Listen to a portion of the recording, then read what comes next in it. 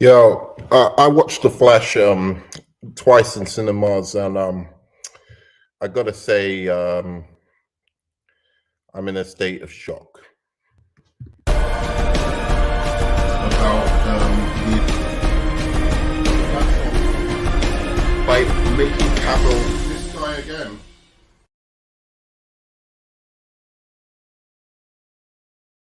About time. It's about time. I kind of, you know, it, I've kind of processed my feelings on The Flash, where I'm at with it, and it's about time I just kind of come out and like talk about this movie. This is going to be hard. I'm a huge DC fan. You know that. Um, but this film has made me feel like personally a little bit embarrassed to have um, been so defensive of this movie. I think one of the reasons I was really defensive of this movie is after having seen Shazam Fury of the Gods and thinking that's a that's a good family movie for what it was trying to do. I think it was good. I don't, I thought it was funny. It had some heart. It had, an interesting climactic, battle scene and whatever. I thought the movie was good. I really do. I think it was a solid 8 out of 10. So I thought, okay, when I'm seeing these reviews, I'm seeing the Snyder Bros going after this movie, which they did do before they even saw the movie, and that's unjustifiable. When I see, um, you know, critics who clearly have either a bias for MCU or they have a bias um, against comic book movies in general. And they're criticizing the movie because of Ezra Miller, the star, or something like that. When I saw that before I'd actually seen the movie, I was so confident in the fact that Warner Brothers and like so many people who'd seen this movie were confident in this movie that I thought it has to be bullshit, right? It has to be something else that's created this kind of scenario where this movie is getting middling reviews. Turns out I was wrong. There is no way to justify this movie. The bad things about this movie are so unjustifiable, so incomprehensibly incompetent that even though I enjoy the movie and now I believe that people are exaggerating some of the bad things about the movie, that I can understand somebody not liking this movie. I can understand where they are coming from. It's a hard thing for me to say, but it's absolutely true. And for some reason, I've clicked on non-spoiler review when this is a spoiler review. Sorry, this is absolutely full spoiler review. Um, I had a spoiler discussion earlier. You can check that out. But this one is, yeah, like this is a full spoiler review. And I'm gonna go through it, like how I feel about this movie, why I think it's completely unjustifiable, how they've I think it's completely unjustifiable.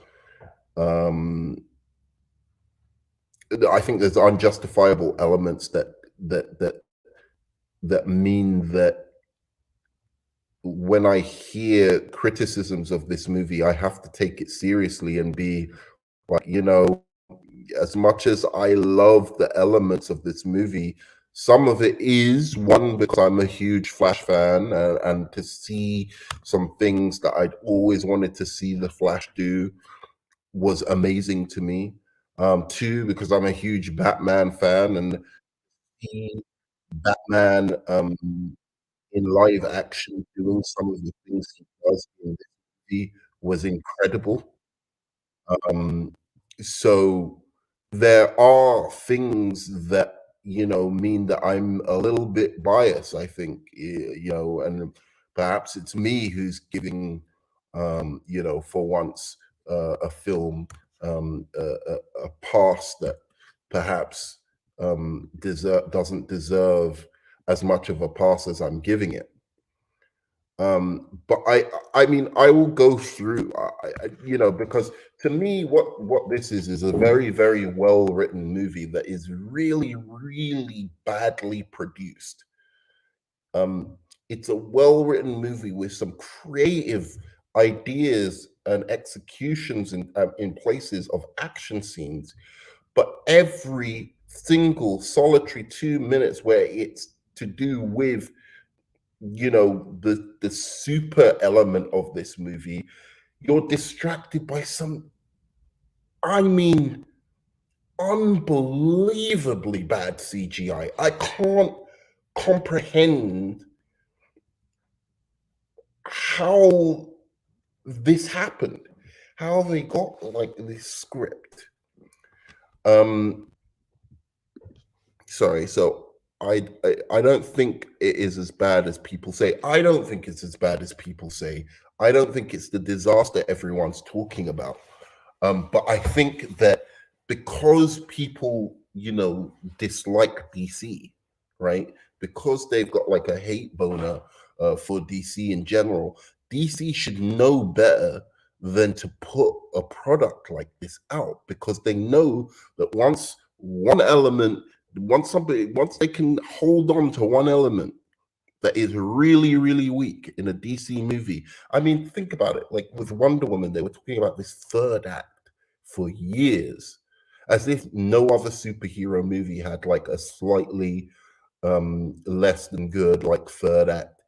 And I don't even think the third act of Wonder Woman is as bad as people make out. But like, I'll put that to a side, right? But you can see that once they're able to grab onto one thing with a DC movie, they will really kind of tear it apart, whether it's critics, whether it's MCU fans, whether it's Snyder fans nowadays.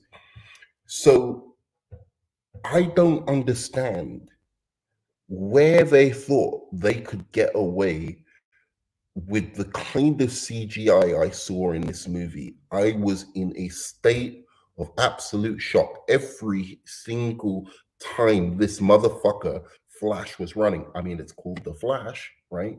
You'd think the one thing that you would absolutely try and nail is this motherfucker running, right? And how he runs and how it looks, and make sure it looks, as real as possible while capturing the fantastical elements of a guy who can run at the speed of light. And really, there was only one scene of in the whole film that I was truly, because again, the ideas behind how he was running um was so impressive. Like the kind of things that they were trying to pull off, right? That he was doing in the Speed Force was so impressive. They were so big ideas. And then, but then the problem is every single thing was like he was running and then his face was weird, and then his legs looked rubbery and as if maybe they're not, like really running. Um, there was, this CGI just was, I can't comprehend what Andy Machete and everybody was thinking.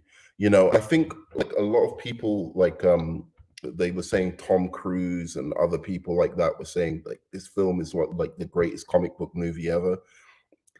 Could have been, had it had a couple of things gone a different way, including the CGI, and I'll go into that later. But a couple of people were saying, this is the best comic book movie I've ever seen. And I think those people were told that the CGI in this movie was still being worked on, and that it was going to look different. Because I cannot imagine that Tom Cruise watched all this, saw that CGI. You know, he's probably like going, wow, this Michael Keaton stuff is great, because it was great. It was fantastic, the Michael Keaton stuff. But he's probably looking at that going, you know, oh, okay, so this is a placeholder for, you know, you're going to actually get Christopher Reeves looking really, really, you know, like Christopher Reeves. You know, so this scene is going to play out better. You know, the other scenes like that, where there were kind of cameos and stuff, you're going to actually get it looking real. So, okay, so for now, I can just go on. Look, let me see the heart of this movie. The heart of this movie is great. It's all there. All the stuff with the Flash and his mother is fantastic. Got me misty-eyed. You know, the stuff with Michael Keaton is great. All of that stuff is great. So I'm thinking that if I watch this early on, before, you know, it came out in cinemas, and somebody's telling me, oh, the CGI is going to be fixed, I would have gone, yeah, this is really one of the great comic book movies. I wouldn't have said the greatest comic book movie, but I would have said this is really one of the great comic book movies I've ever seen. But too much of this movie relies on CGI, and the CGI is horrendous. And I can't, and I'm not even a guy who criticizes CGI that much. I don't really care that much about it. But like, this is one of the worst I've ever seen in a movie in terms of CGI. I'm going to get into the bits that I do like. So CGI was horrendous. They gave ammo to the haters easily. That's what I'm saying. Supergirl's hand in one scene was terrible. I don't know how they missed it. Yeah, probably I'd say 5.0. Onzo, people are capping, not saying that this movie is trash. I like it, but it was way overhyped. So I don't think that people are capping, not saying that the movie. Also, people are capping, not saying that the movie it's trash. I like it, but it was way overhyped. Yeah, I mean,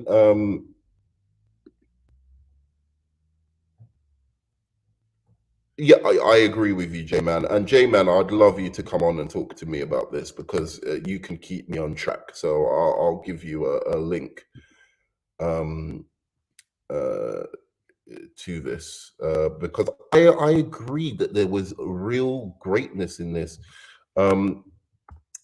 I think, for instance, some of the ideas behind the action scenes were marvelous. This first action scene that they did with the Batman, Ben Affleck's Batman, was incredible. It was like my nipples were absolutely toasty at that point. And yeah, some of the CGI didn't quite work. I didn't like the CGI on the babies, for instance. I thought the babies ridiculous, quite honestly. And I didn't like him putting a baby in a microwave. I think it added an extra layer to how bad that was, considering everything that's happened with Ezra Miller recently. Um, so you know, it was a little bit uncomfortable with you know, a couple of scenes where, one, he's talking about drugging his younger self. A little bit uncomfortable given the context of what Ezra Miller has done. And then the second thing was the baby in the microwave. I was like, not a great idea, really, given that your star is, you know, having these problems. And especially, like, I swear the microwave, tell me if I'm wrong, J-Man. I don't know if you heard what I was talking about. I was talking about this microwave scene with the baby. I mean, I don't know. I thought it was kind of funny. And then it stopped. No, he heated up his food. He heated up his food, right? And then he put the baby in there to keep it safe. Right, but the microwave, you heard it ding, right? Like when the baby was in it, and then he goes, "Oh, I remember the baby's in it." Yeah, You well, remember? yeah, for him to pop open the to pop And I open was the like, thing. Yeah, "So that why was are you weird. trying to tell me you were microwaving a baby?" Like, I don't like. Is that what the film is trying to tell me? Like the microwave, he didn't think to switch the microwave off.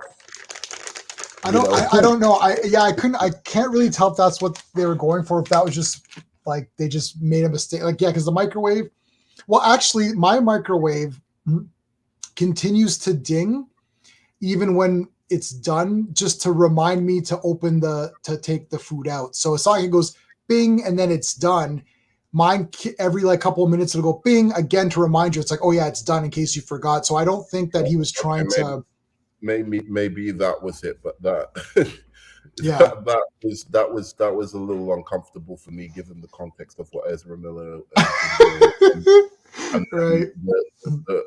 the drug. And I'm you know me, I'm like innocent until proven guilty, but like still, you know, even with the rumors that are going on about him with the Right. children, and you have him like wanting to drug his younger self. They should have just cut that out. I can understand how they couldn't have cut out the microwave scene without cutting the whole baby scene. Right. So maybe I can give them a pass on that, but definitely that drugging his younger self, they should have cut that joke out. It wasn't worth it.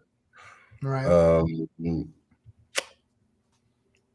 So where do I start? Like, I get you really like the movie, and I'll be honest, I really like the movie, but I can't defend it on the fact of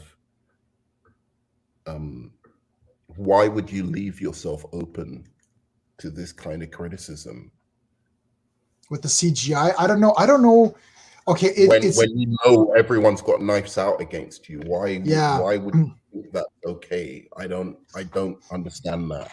That's really my only negative. It might be the movie for me. The two negatives were it was slightly long, but I wasn't bored, so it didn't kill the movie. I gave it 8 out of 10 based on my rating system, which scrutinizes every aspect of the movie. But the CGI and I mean, if this had come out 20 years ago, it still wouldn't have looked that great. Like it's actually surprising that a high quality, high budget kind of, studio picture is capable of this. I mean, literally, Sean said this. He's like, I saw something as bad as this in a superhero movie was possibly Blade from the 90s. Maybe, but that was still the 90s, and it looked not too bad. Scene. And it wasn't that bad for the 90s, but this was worse than the Blade stuff. And actually, in Blade, oddly enough, the CGI was bad and it didn't test well. So what they ended up doing was they actually had Deacon Frost become normal, because he was actually supposed to fight. Remember, he explains that it's like a tornado of blood, and anyone who gets touched by it becomes a vampire. Like, he explains what he's going to transform into, and he does transform into that.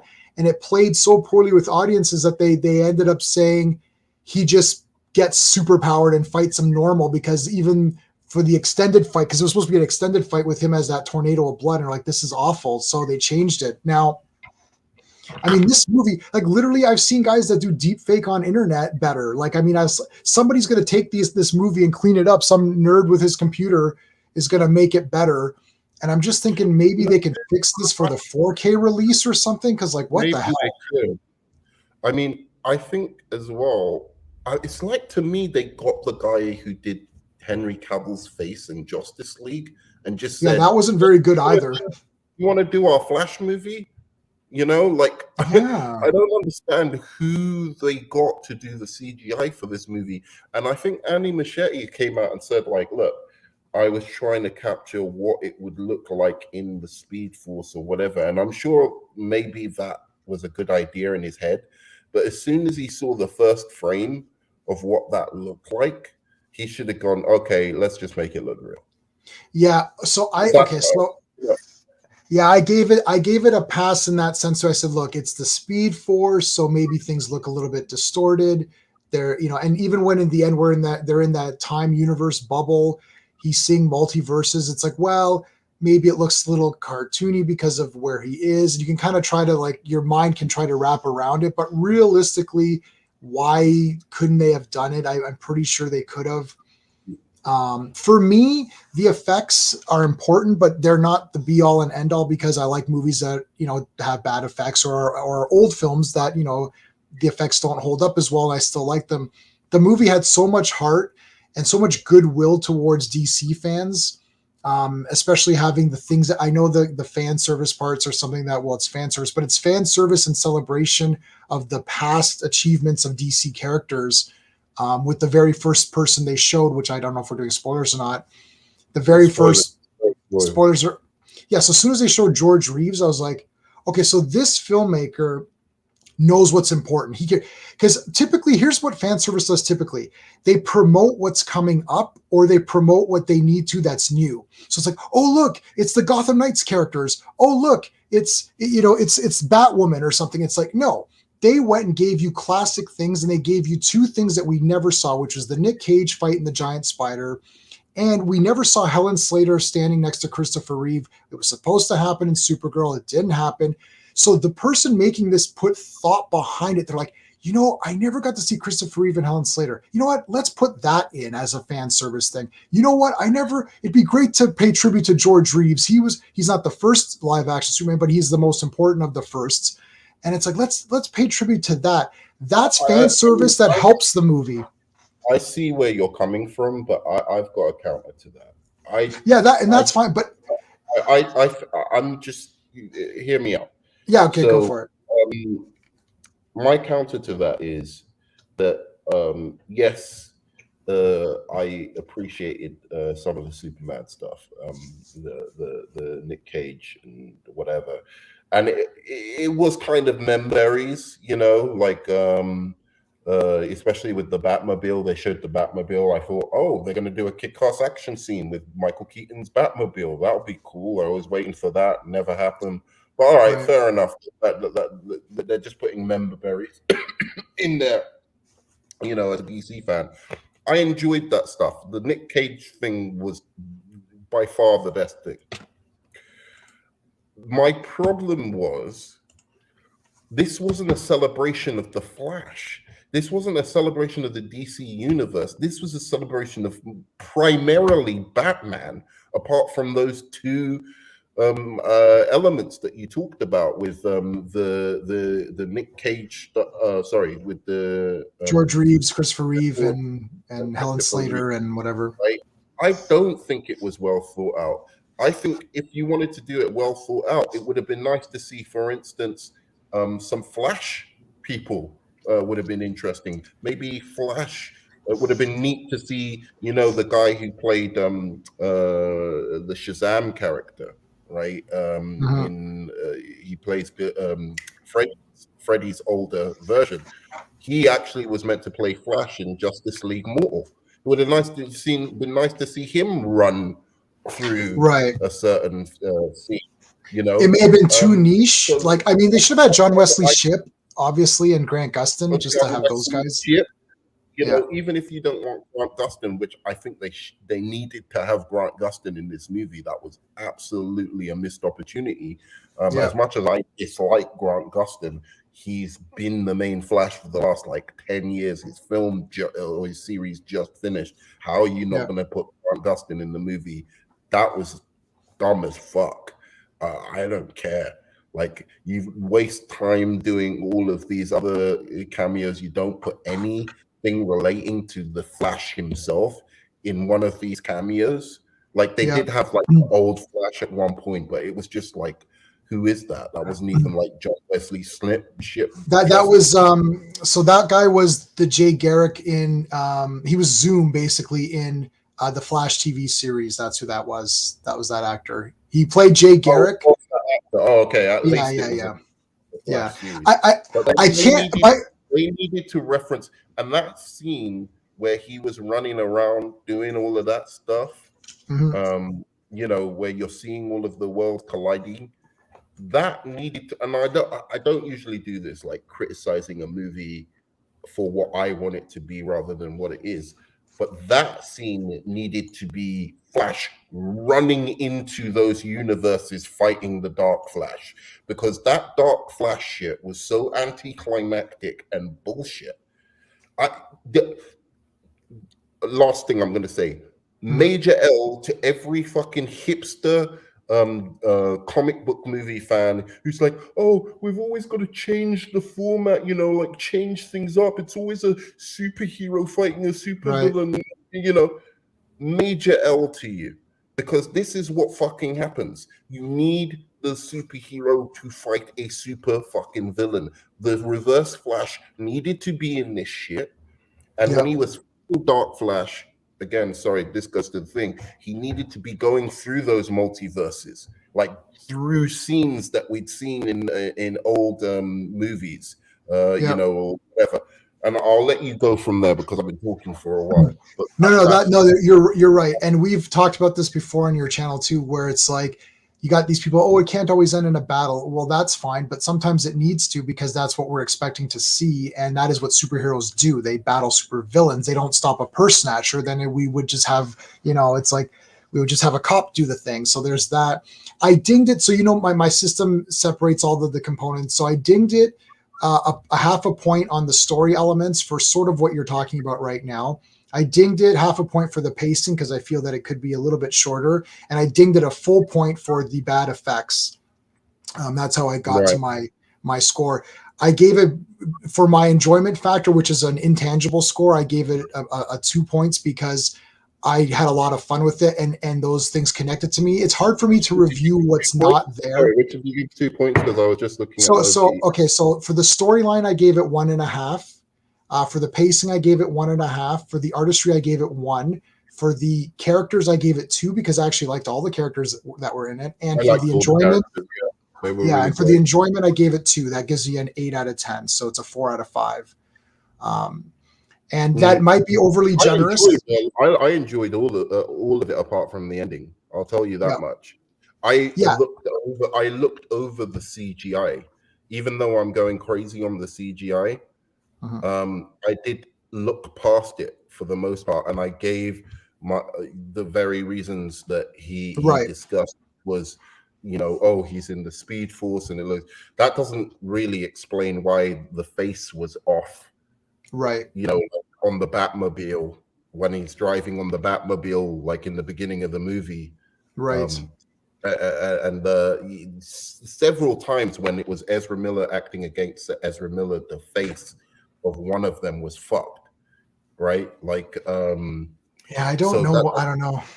That doesn't explain that. So the Speed Force thing, I'm only partially giving it a pass for that. But my major issue with this movie, and then I'm going to go on to the stuff I really loved, which was the majority of it, and then we can have a nice time and talk about the stuff that we really loved. My major issue is, where the fuck was you needed Reverse Flash in this movie? You needed a villain in the end of this movie.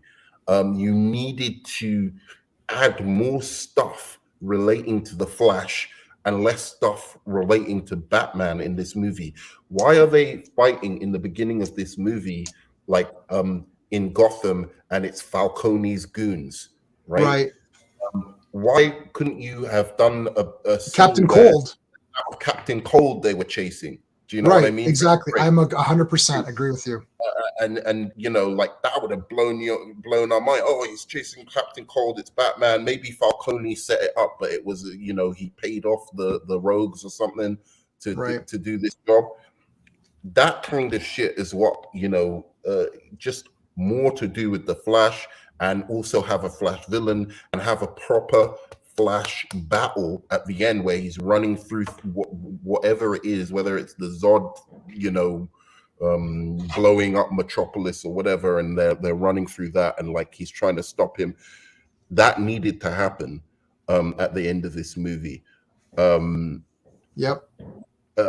wrap it up, because what happened was so anticlimactic. I'm going to say one other thing. This George Clooney bullshit. George Clooney, right, should have been in the scene where he's running around. You know what the best thing for George Clooney would have been? You know, when he's running back and he's trying to stop Zod from killing Michael Keaton or whatever. Yeah. You could have done this, that one of those scenes he turns up and Michael Keaton is George Clooney, because you know how he's changing. Right. Yep. And it's Michael Keaton's George Clooney and he's got the bat nipples on and everything like that. And then you see Zod kill George Clooney, something like that. That would have been funny. That could have worked, but maybe you could say, oh, that would have taken away the seriousness of, you know, him being killed. So I'll accept that. Or you just show him like you were showing, you know, Christopher Reeves and all of the rest of them. The person who should have walked out of that car, and tell me if I'm wrong here, is Thomas fucking Wayne. Oh, interesting. Wayne had have walked out of that car and they had have had, you know, a proper battle at the end with Flash versus Dark Flash or Reverse Flash or whatever. And it was Thomas Wayne who walked out of that car, i.e. the guy who was in BVS in the title sequence in BVS. Right. Yeah, he played the comedian as well in Watchmen. Yeah, what's his name? Negan. What the hell's the guy's name? Yeah, Negan. That guy walked out of the car and it was like, oh, who the hell are you? I'm Thomas Wayne, right? And Thomas Wayne was the one who got his father off. Right. Would have been something. And then, you know, the post-credit scene could have been a thing. He's watching the news and it's announcing that Arthur of Atlantis and Diana of Themyscira are getting married today, and it's the big marriage or whatever. Right. Yeah, to set up that world. Yeah. Set up that world. I guess I don't know what they knew ahead of time and what they didn't know. Again, I can only talk about what actually happened. It was just a joke, right? What, you can't have George Clooney be your new Batman, because he's not going to be. He's not going to be. The new universe is George Clooney is the new Batman for the future. Well, you know I like that movie, so I'm fine. I thought it was pretty funny, but yeah, I mean, I don't know. It was just a fun look. There are not going to be any more of these. This is it for Flash. I think the big mistakes are the two things that you said, which is the first one, which is it should be it should be in Central City. It should be a rogue. You can pick whichever rogue you want. I probably would have done Captain Cold or something because he's the most known. And I would have had Captain Cold running this thing, and then maybe Flash, you know, calls in Batman. Or if you wanted to do multiple rogues, if this was going to be the last Flash film, but get a bunch of them in there together, Weather Wizard or something. They wouldn't have known that at the time they were making. They wouldn't have known that at the time. So you get Captain Cold, because yet again, this is the Tom Holland syndrome of, now I have to, you know, instead of Iron Boy, it's Bat Boy, right? Like, why is Flash? And then even the end, the other Flash is wearing a Batman suit. It's like, you know, I don't know. Like, I love Batman, obviously, and I like Batman more than the Flash character, but it wasn't like, oh, you know, Batman made his suit. That's true, but yeah, you know, but like, still, I didn't mind him looking up to Batman because he's younger. You know what I mean? Yeah, but Batman running the show, right? Like, that's the Wonder Woman, and to a degree, Flash does in the comics. You know, he does kind of look up to those guys a little bit. So I'm not mad at that necessarily. It's not I'm not mad at anything. I'm just saying it's a missed opportunity to have Captain Cold. Yeah, exactly. The emphasis should have been, it would have been cooler, is what I'm saying, because I will tell you, that action scene is spectacular. It was awesome. It is fucking wildly cool, apart from certain CGI moments. So I'm going to go into just a couple of the comments, and then I'm going to talk about the stuff that we clearly both like the movie. I gave it a 7.5, generous 7.5. I will add. So we're close. I gave it an 8. We're pretty close. I'll go into the stuff that I liked after we just read some comics. So the Batman stuff wasn't crazy. It was good, but honestly, in my opinion, nothing stood out like that Batman warehouse scene in Batman vs Superman. I would say if the CGI was good on that first Batman scene on the motorbike, if I think the actual CGI was pretty good on when Michael Keaton went to Russia Yep. and was doing his fights there. That shit was epic, dude. My nipples were toasty at that point. Really, really toasty. I had a smile on my face. Everyone in the cinema next to me had a smile on their face. Everyone was laughing along with the jokes, everything. Um, I have to mention one point just so that I don't forget. Uh, that bit where Michael Keaton is like about to he's shot his what do you call Grappling hook. the grappling hook right up, and he's gonna help Barry go to the top Yeah. of the building or whatever, and Barry's holding on to him like a chick. Yeah. Just looks at That's him funny. like, "What are you doing?" That it got a big chuckle in my audience. People were genuinely laughing, and They they were. didn't seem bothered by the CGI as I was, at least in the beginning. And it got a clap at one point as well. But I do think those scenes of action were really that good. And I think the Flash scenes of action were really imaginative and creative if it wasn't for the fact that some of it just looked a little bit wonky. So I do think there are things that compared to the warehouse scene, just not as polished as the warehouse scene. What do you make of that, J-Man? Yeah, I mean, I like that they put thought into what can, because Flash is so fast. So you have to then think, okay, he's so fast. So what are we going to do with this guy? And putting like 7 babies in 7 different perils is pretty funny. It's like you're sitting there because from my point of view, I'm watching this. I'm like, okay, if I'm the Flash, I'm like, who am I going to save? Because like, okay, this baby's got knives falling on. I'm like, okay, well, that one's we got to do something there. And then it's like, well, there's an acid, there's fire. Like, shit, who am I going to stop first? Dude, look, that was pretty funny and kind of interesting.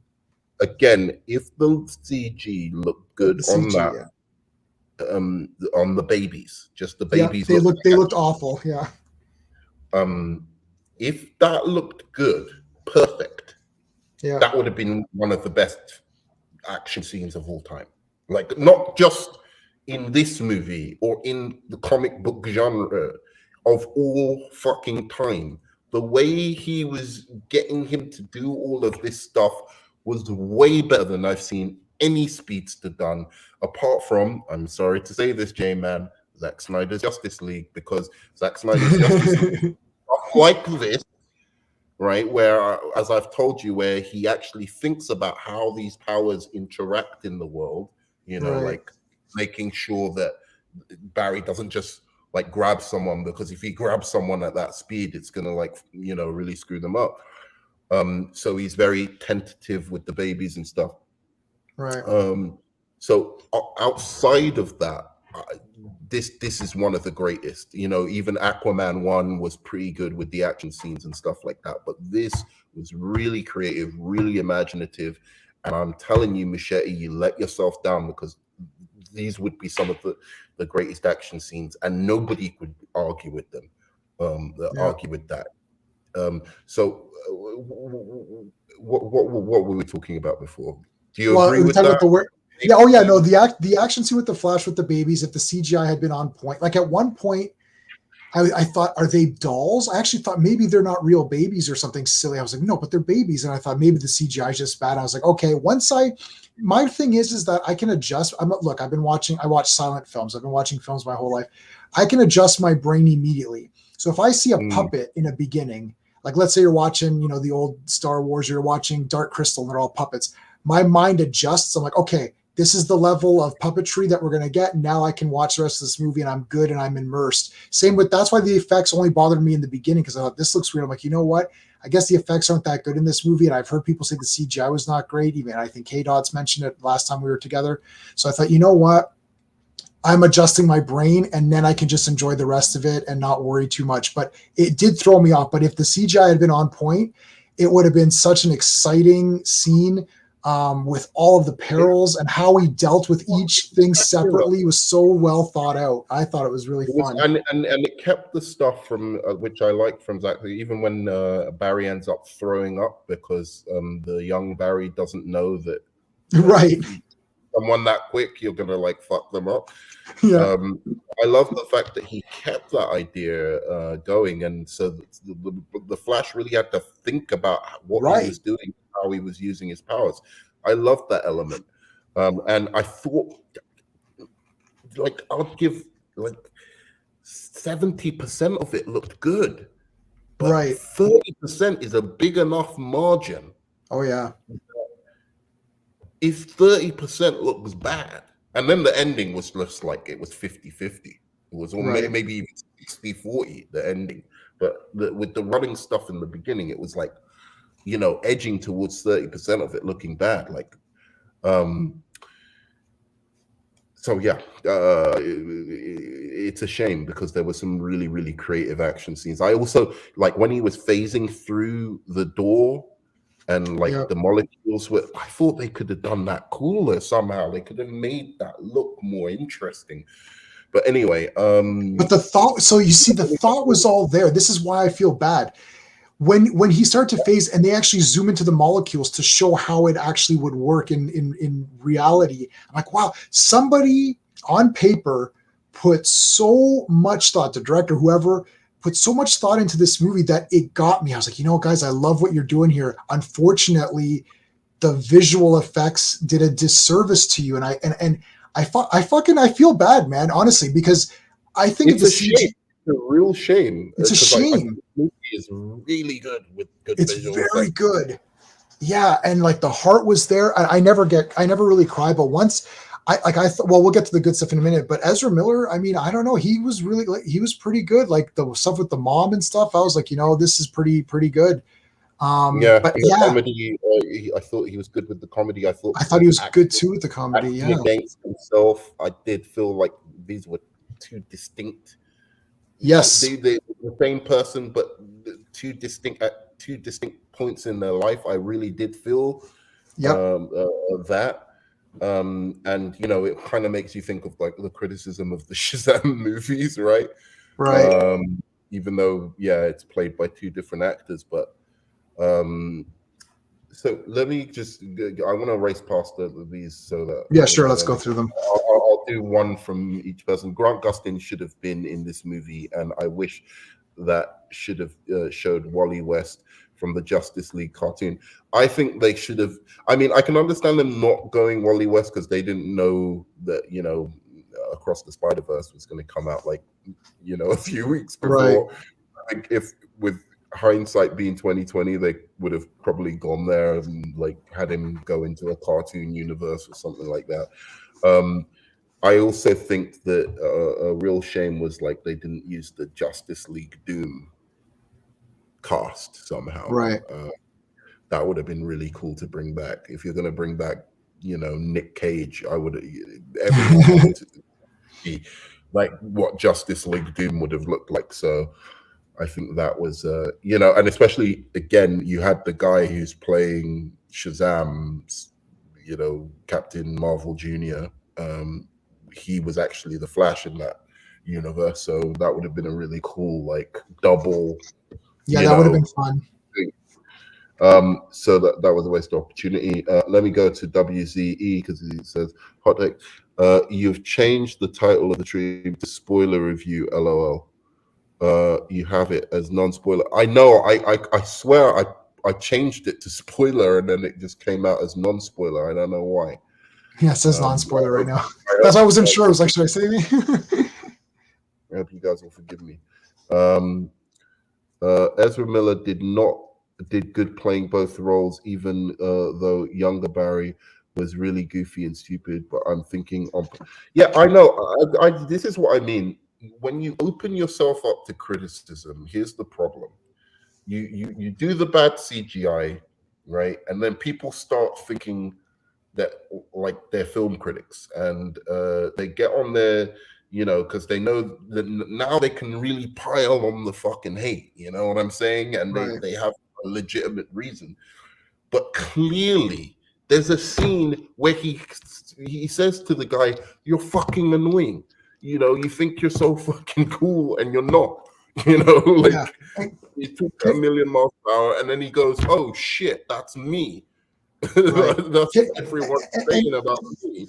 You know, they're clearly showing that this is what it would be like to meet yourself, but specifically to meet your younger self, who's telling you what's what. And you're like, no, I know, motherfucker, I've already done it. You know, yeah. that's And what can it I? would, I, you I know. want to say something because I wasn't an Ezra Miller fan, but I have to say something that's important for this. Look, the older Barry had to grow up a lot quicker because his mother was killed, and his personality is such that he's a bit goofy on his own as a personality. That's a trait that's going to be with him his whole life, no matter where he is in his life. But the older Barry lost his mother, his father's in jail. So he's had to grow up and take on responsibility a lot quicker than this version. This younger version is not a younger Barry. It's not younger Barry. It's younger Barry with his mom being there all the time. And he's still living at home. He's not living at home, but he goes home for dinner all the time, right? Because he's late for dinner. So it's like he's messy. He doesn't care as much anymore, right? Or he's more like loose. And it's very subtle for Ezra Miller to play both. It's almost like Ezra Miller is upset at the person he would have become had his mother lived, which is actually Right. very interesting. Right. And he's so angry at him, you know, for being dismissive of, you know, Yeah. he's angry and jealous of him being, you know, dismissive of what he's been able to grow up with. I love that thing with the monkey, and Yes. you know, he's throwing darts at the monkey, and he's like, "What the hell are you angry at that for?" And you brought up a good point, which another thing, like a subtle thing that I thought was good, is that it's actually interesting because in another this Flash thing of his mother dying and his dad going to prison is actually relatively new.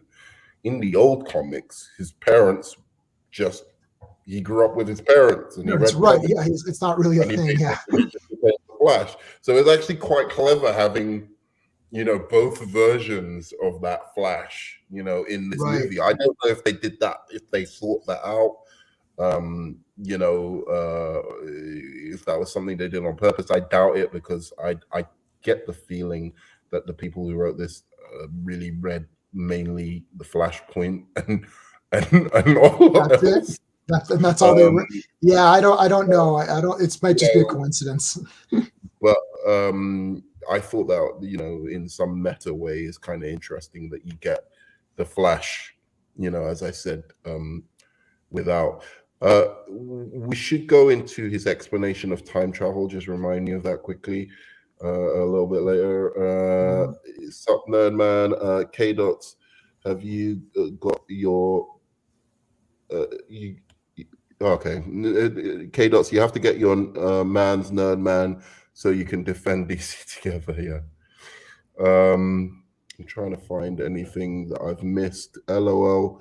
I get it was a good scene, but it didn't make me jump like Batman in the warehouse. Oh, that scene did, man. That scene was cooking in the beginning, bro, with the motorbike. I'm sorry. Like, seeing, like, I'm a big defender of realism Batman in it cinematically. It's not that I'm saying I didn't want like a fantastical Batman, but I really like the grounded approach. But seeing Batman like not grounded, like using non-lethal gadgets, but that were Right. cool again, like, was awesome. It was fucking awesome. Yeah, it's awesome. I don't know. And him jumping over cars, and the bullets were, the machine fire was going at him, and he puts up the dude. That was sick. Yeah. Yeah, I thought that was an excellent opening scene, man. And it just, you know, so there's that.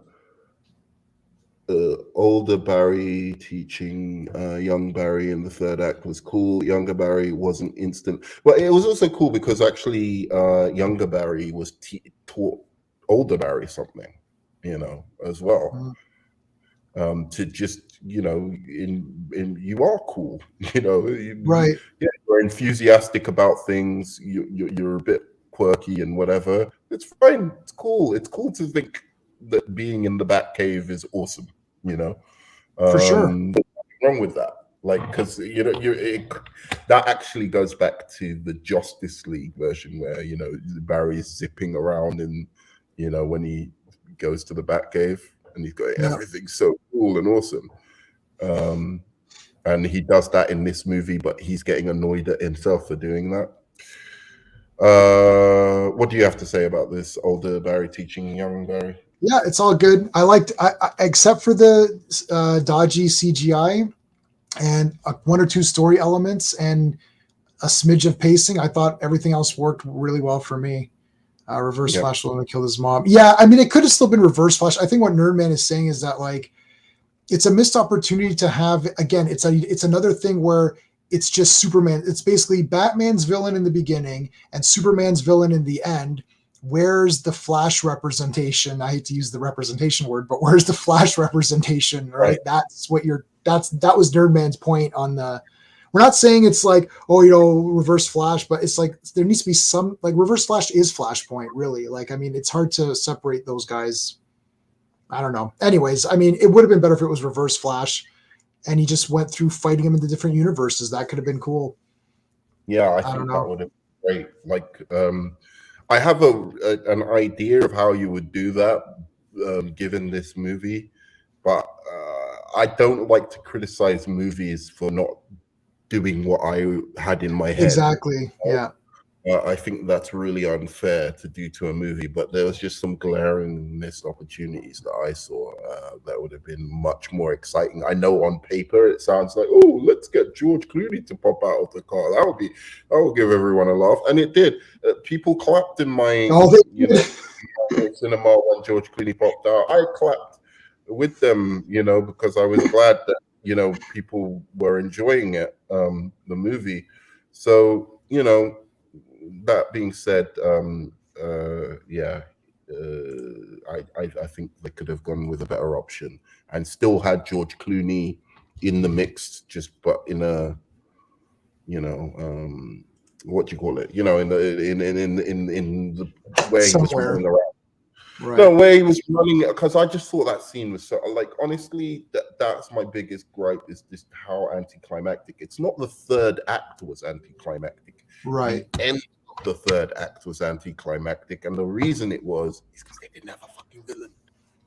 Yeah, and I'm okay. I'm okay with, like, we still had action, and it was a personal. Well, it's what you're saying with the hipsters, where it's like it was a more personal little thing at the end, not really a superhero battle. But I mean, I'm okay with it because I still had a pretty decent superhero battle with the three of them or the four of them fighting Zod's guys. And so I didn't mind it being a little personal thing with Barry. It started with a personal thing and ended with a personal thing. So I think within the movie it was okay, but it lacks excitement for rewatchability, where it's like, oh man, I want to see Reverse Flash and Flash go at it.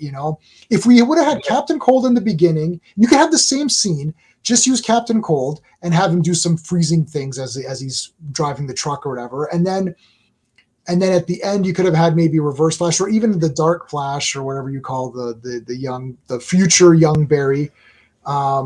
Maybe have them battle it out a little bit more, but I don't know. I still thought it worked for me. I was okay with it. I wasn't disappointed. I'm like, we had some good action, so I was okay with it. But I understand what you're saying. It could have been better. But so Supergirl was straight, but didn't get enough with her, so it's gone. Be interesting to see if they stick with the actress or go a different direction for Solo. Superman, I don't think they're going to get there. I think DC's fucked after this movie.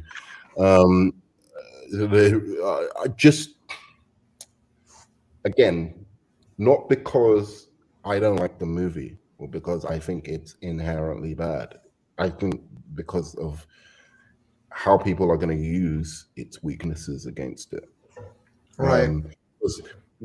For all intents and purposes, Shazam didn't even have that many weaknesses, and they still found a way to just roast that movie way beyond what it deserves. Right.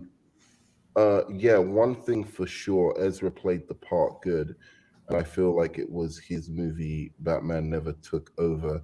I feel like it was his movie through force of performance and how good they were um, at playing their role. It wasn't the script that made it a Flash movie necessarily. It was that they, Ezra Miller, was so good at playing both roles that it couldn't help but feel like their movie. Um, that's my opinion on that, because I do think they.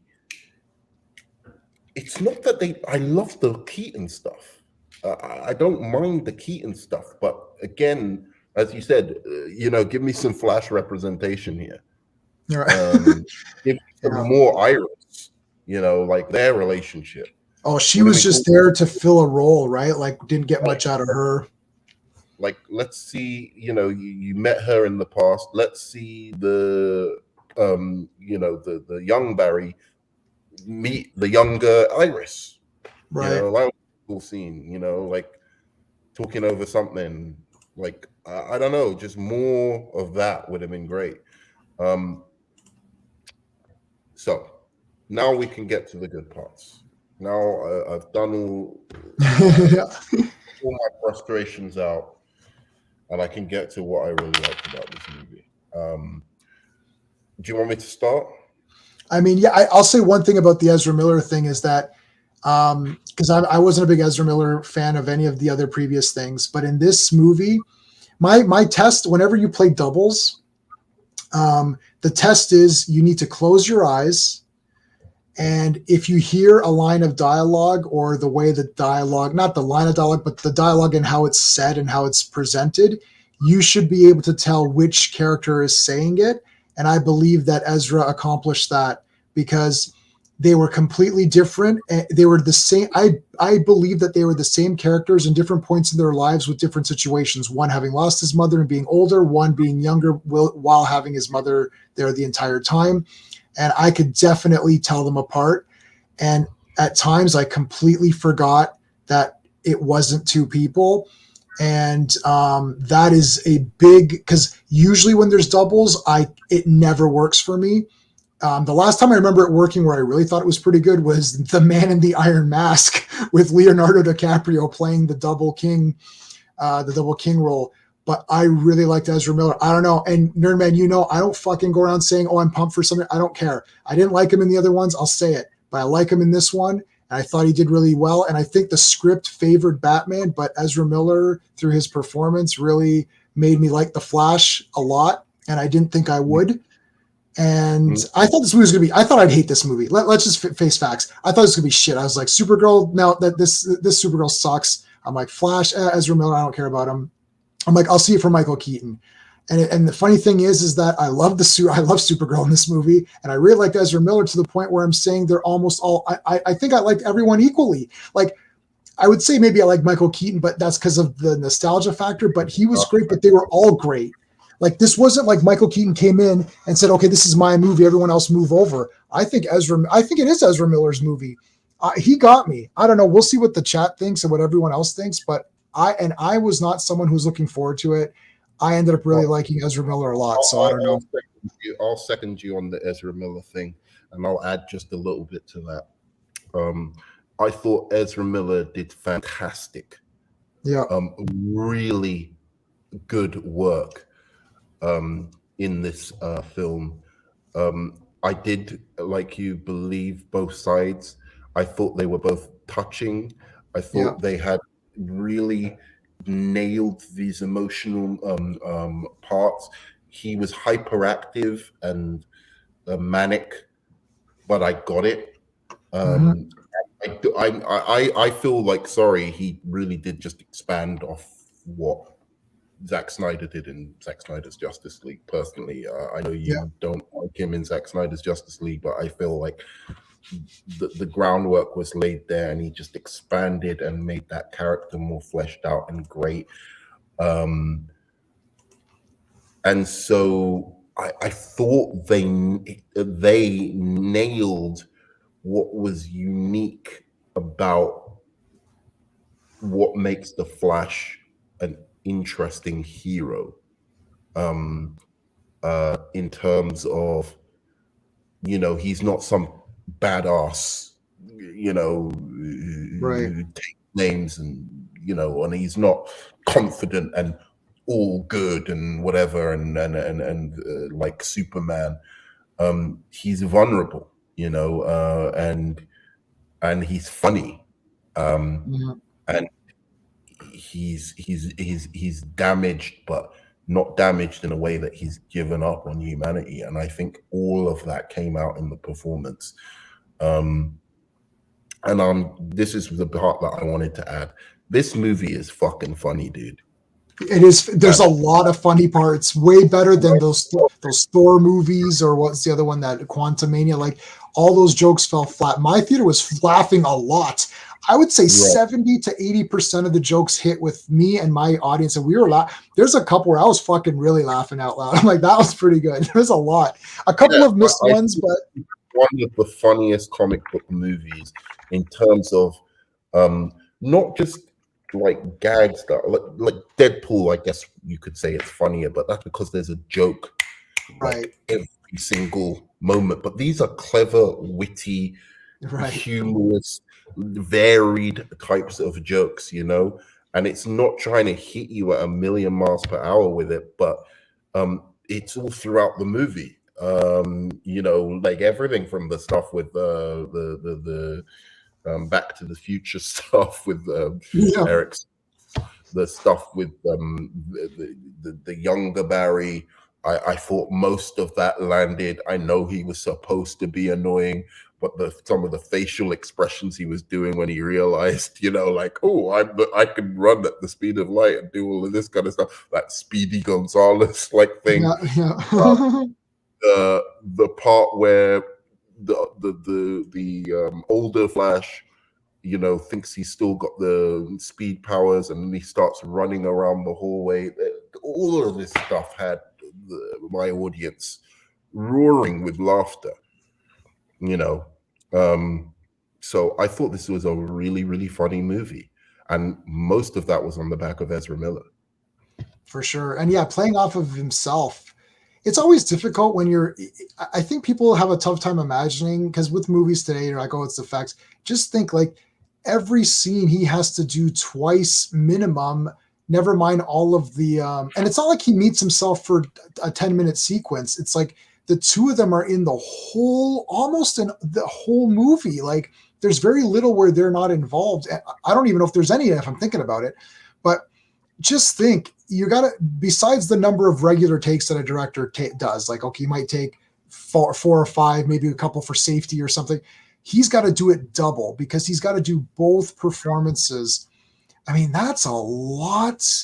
That is a lot to invest in for this character. Like, I mean, I don't know. And to keep it so good quality, it's like, when a dual role works and it works well, then it's a really big accomplishment.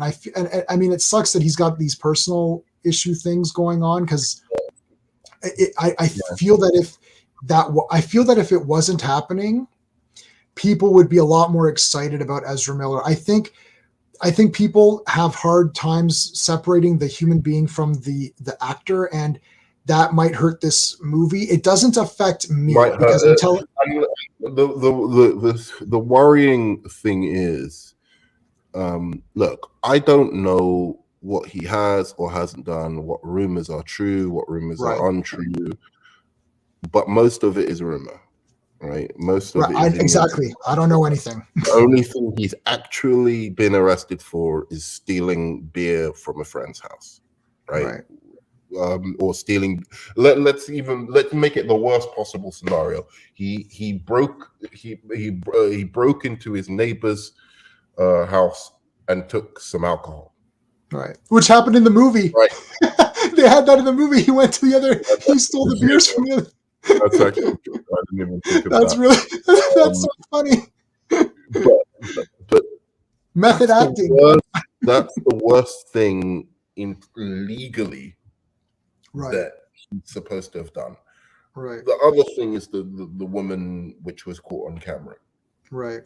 right? And there's all sorts of like back and I forth. haven't seen that, and I don't care about it. Has not come out and defended himself. So that leads me to believe a lot of this stuff is true.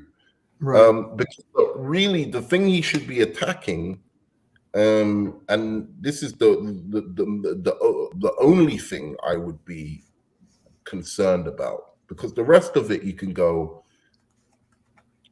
Hollywood bad boy gone nut for a Right. few months, right? But it's the stuff with the kids, Right. stuff with the children, right? Which to me, when I read it, I was like, this sounds like bullshit. I'm sorry. I don't even know what it is at all. I don't read any of these things. I don't know any of it. Some woman says that she had like um, a a binary child, and he was like 9 years old, and Ezra Miller came to the house and was creepy around the kid and was told her that he wants to take this kid under his wing because he's special and stuff like that, or that they are special, pardon me. And then they claim that Ezra Miller like was touching or holding the kid inappropriately, which I was like, well, if someone's holding my kid inappropriately, I would go get off my kid. And then the part that I don't know, it could be or couldn't be true, but is absolutely awful, is that supposedly at this same party he started like showing his gun or something like that. Oh dear. And not threatening people, but apparently saying like, you know, I could do this or that, because I would go like, I don't know, man. It all sounds wild. Right? Right. Yeah. I would be firmly, you know, if it was me, firmly like having my publicist, having it, you know, making them say, all right, look, I've got this statement.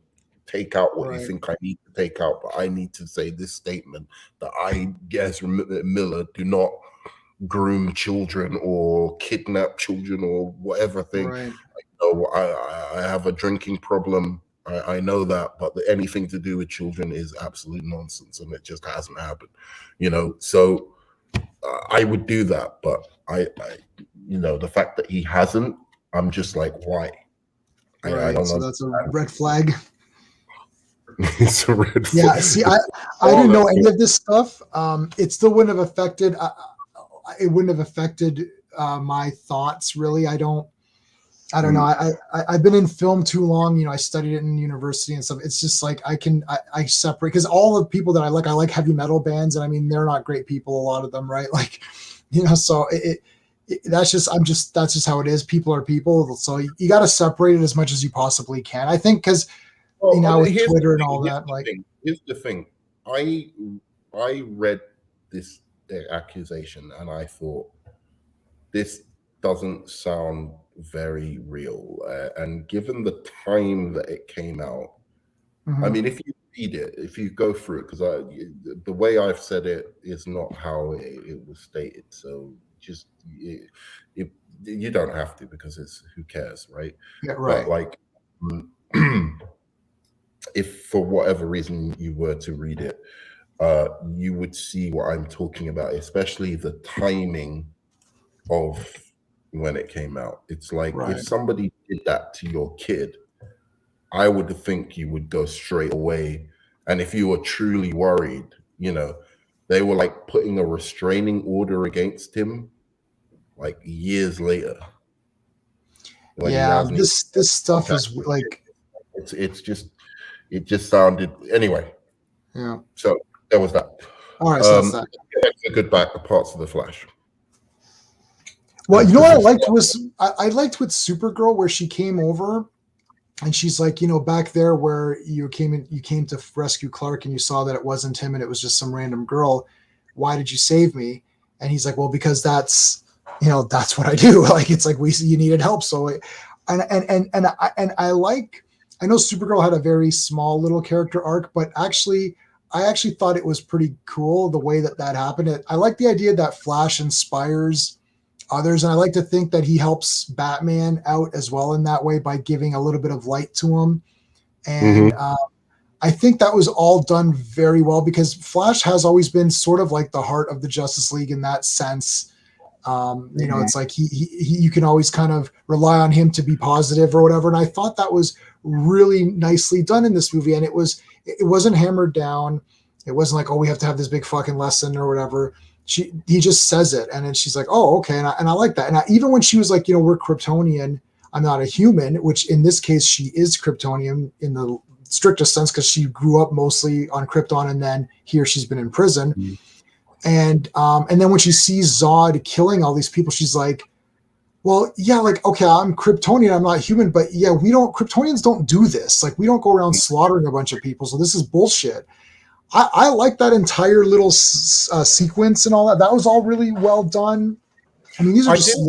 I'll tell you one thing I didn't quite get. I think it wasn't quite done with the panache it should have been. I understood Supergirl not really wanting to save the people at first, and then something Flash saying, convincing her, and seeing that. I didn't quite get why Batman didn't give a shit. Like, yeah, I was wondering about that too. I'm like, why is Batman saying pass? He's like, pass.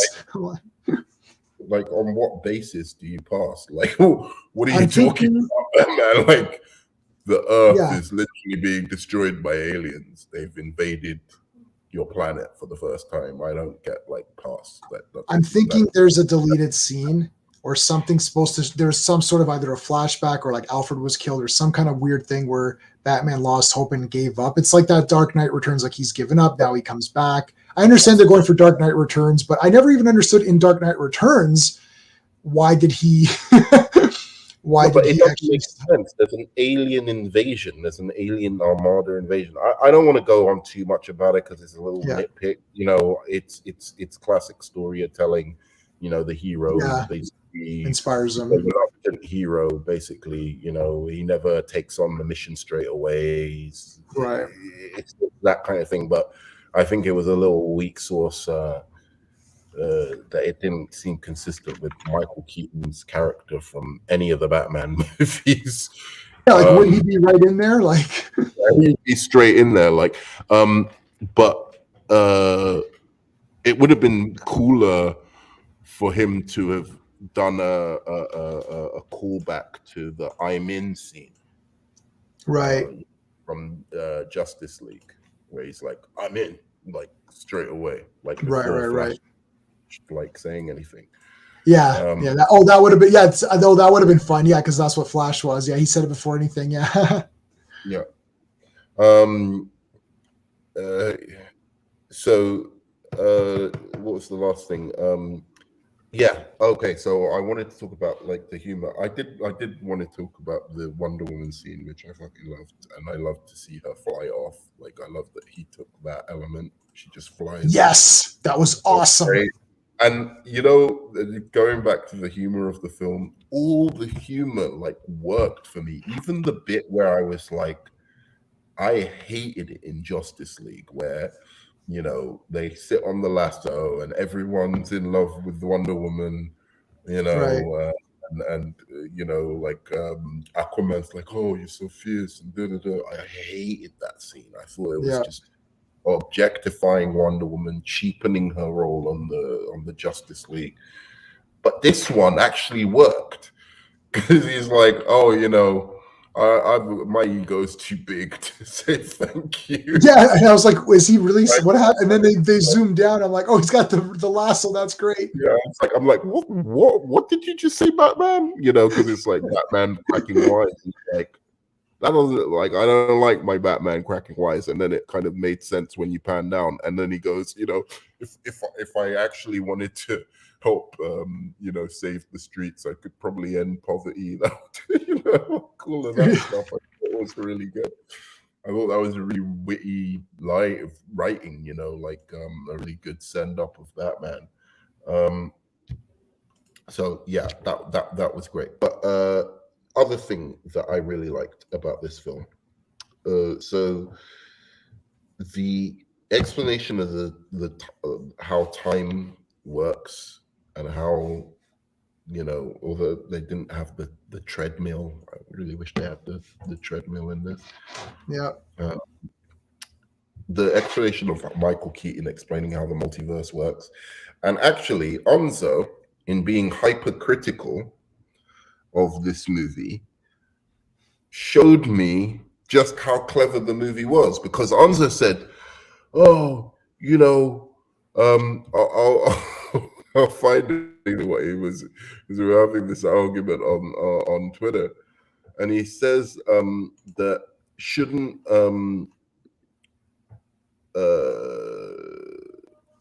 what was it like? I want to get the exact thing he said, because it was actually pretty clever. But anyway, just while I'm talking about this, I think the explanation of time travel was really, really good. Yes, visual. They use visual element. How it changed the past and the future. So you can go. No, I like the spaghetti. It actually, you know, it's that was a good way to show it. It's like people, he showed the two sticks of spaghetti. It's like they think, oh, you just split another timeline, but actually, the fact that you just traveled, you've like screwed up the entire molecular structure of the universe, and you've created an alternate past and an alternate future. And it's almost like you're creating another dimension every time you do something, right? It's like, and then that dimension's up for grabs because the whole thing is in flux now. I understand people really like, and I watched a little bit of your, I think it was your stream the other day, where someone said Back to the Future 2 was like sort of like their kind of go-to explanation, and that's fine. My thing is that the movie explains it, and you have to go with it. There's just certain things, and they don't contradict themselves. What I don't like in these time travel movies is where they come up with an excuse and then they contradict it within the same film. And you're like, yeah, but that's not what you told me how it works earlier.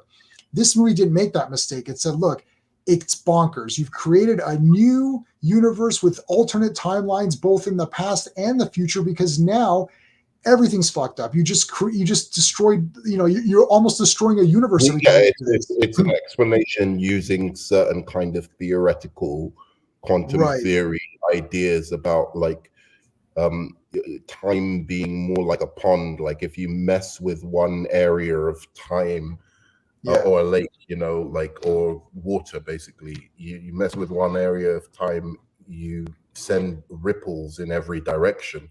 You know, it's not a matter of simply just changing what happens after. It's actually you change everything, and that's how you explain a multiverse.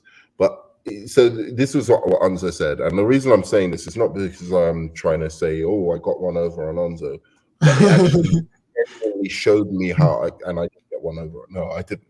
But he genuinely showed me how clever this movie was, because in the beginning, he was saying like they were in the same timeline.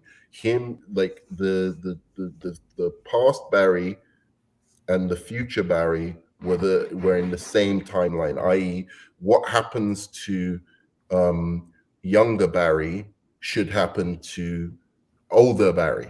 Right. That's what he was saying. So I was like, no, he traveled into a different universe, essentially, or a different, you know, dimension, essentially, where instead of it being Barry where his mum dies, it's Barry where his mum lived, and it's just an alternate universe. And so he said, but no, wait a second. According to the movie, Barry tells him he needs to get his speed powers so that the older Barry can get his speed in the future, right? So he said, of course, that contradicts it. And I was like, no. In fact, if you look at what they're saying, you don't find out the explanation for the time travel until later in the movie. So actually, Barry, the older Barry, was going by that theory, like, oh shit, if I don't get you my power, get you your powers, you're not going to be able to. I'm not going to be able to get home.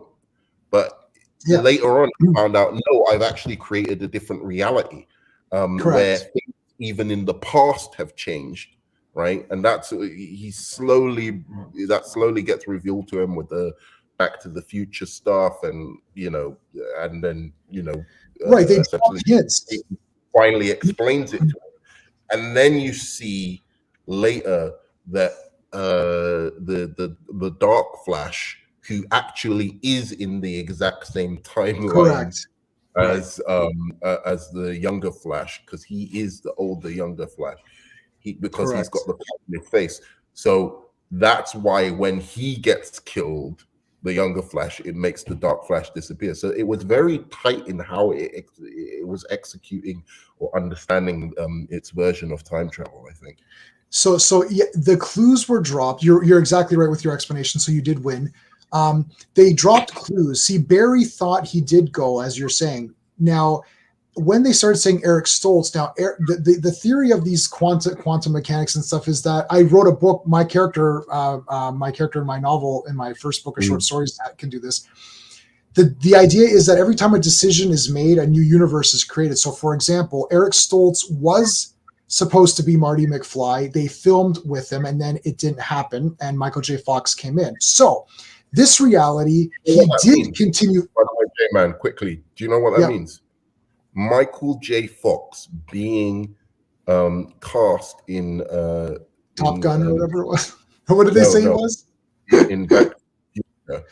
Yeah. Was the event in our timeline that led to the in reality where we can all blame. You're right. That's right. You're right. It's literally fucked up. Like the one with Eric Stoltz is like a utopia. Yes, that's right. You're right. So Michael J. Fox, damn you, no. But so then Barry started, like our Barry, started to realize, oh, something's wrong with this Earth. And then when he saw Batman, then he's like, oh my God, it's a different person. So this is a different world. And that's where the story begins. And Barry's like, okay, we have to change my attitude. It's like, that's why he's like, I need to get my powers back too now, because I have to get back to where I'm from and I need my powers to do it.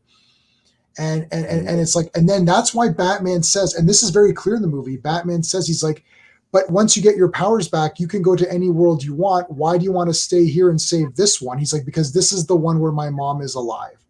And that's why I want to stay and save this one. It's very clear that it is not the same world based on all that. But yeah, Barry, the script was smart because Barry did not know that in the first, let's say, hour or whatever it was. Yeah, he thought, oh shit, I went back in time. I just created a new universe where I grew up with my mom. Right. He doesn't there's no mistakes. I can't find any. I couldn't find any. Yeah, there wasn't. It's just one second, nerd man. I'll be back in just a second. Hold on a second. Yeah, it's okay. It's just that people aren't as familiar with certain elements of what they're talking about, with like the kind of, they're taking elements from quantum theory. Obviously, it's fiction, but they're taking those elements and doing it using those kind of ideas. Okay. And then so while he's gone, I'll oh, by the way, that scene, there's a scene I think where he is talking about why do you want to save this world, and it says because my mom is in it. I thought those were just, it was such an emotional, touching scene. It was really great. I think it was just before the younger Barry found out like his mom had died, and that's why Barry had come back to save his mom. All right, I'm back. I got to go in about 10 minutes. I've got a meeting at my day job. Yeah. I'm gonna go into a couple of things and then just you can go into it. Thank you. Really appreciate you being on, by the way. Yeah, no worries. Let's talk about the emotional stuff, because I think that was the other great thing about this movie. It was really, it got me, and I thought the mother did really good. I knew this actress. She's a fantastic actress who was in things like Pan's Labyrinth and a lot of Spanish movies, Spanish-speaking movies. Pan's Labyrinth, Y Tu Mama Tambien. I don't know if you've watched any of those movies. I've seen Pan's Labyrinth in the theater. Right. She's also very sexy. She was very sexy when she was younger. She looks okay now, so never mind. She looks great now, but trust me, man. Like, I'm not even saying she looks great for being older, but she looks great now. But boy, she was a piece when she was younger. Um, but in any case, I thought she was fantastic. Yep. I thought she pulled off the emotions a bit where she's like, "I don't know you, but can I give you a hug?" All of that kind of stuff. I thought she pulled at the heartstrings more than freaking Aunt May did in No Way Home, right? Oh, I agree I with thought you on she, that. like, even in the little bits I saw, I thought the dad, I was like, no way that's gonna work. Now, I don't think he was better than the dad in Zack Snyder's Justice League, but I have never, ever in any film been able to carry over the emotion if it's the same franchise where somebody's playing the same character but they change the person. I've Mhm. never been to, like, Silence of the Lambs to Hannibal, Yes, you're right. Yep. or the Batman Begins to The Dark Knight, where they change Right. the character. And somehow it never works for me. They do something different or do something weird that just makes me feel like that's not the same character. This guy made it like it was the same character, and that phone call that he had was heartbreaking with Barry Weiss. Like, sometimes I even like being in prison because I can Yeah, that was imagine awesome. out there. Like, that stuff was great stuff. The emotion in this film was fantastic. 10 out of 10. If I was using your thing Yeah, of I give it 10 out separating of 10. Yeah. everything, I'd give it the emotion in this movie a 10 out of 10. Yeah. Oh, I agree. Like, I cared. Like, and what was so smart is that making the mother likable for us as the audience means that we are on board with Barry's mission more so, because you could just say, "Oh, my mom." I'm like, but if I don't know your mom, what do I care? And you might think, well, you should think of your mom, but my mom is not in this movie. We need to care about your mom. We need to care about Barry's mom. And they did little things using the monkey call, because then you could think, oh yes, my mom calls me a cute name. Like, she doesn't call me, my name's Jason. She doesn't call me Jason, right? She calls me a name.